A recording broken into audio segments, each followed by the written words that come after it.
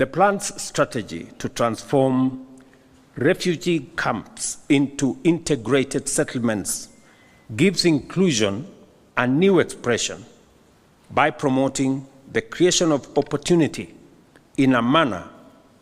that intentionally benefits refugees and host communities in the same way. In so doing, it recognizes the indispensable role of host communities, a number of which have provided exemplary compassion, patiently and generously extended hospitality for over 35 years, and this plan therefore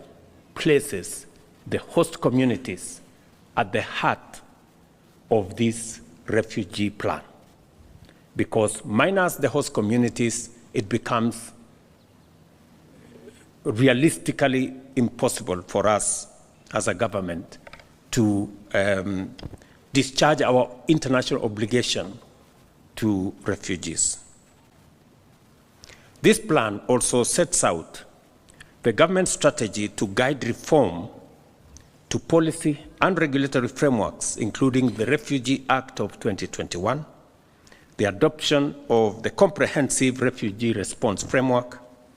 the inclusion of refugees in county development plans, and their integration into public education,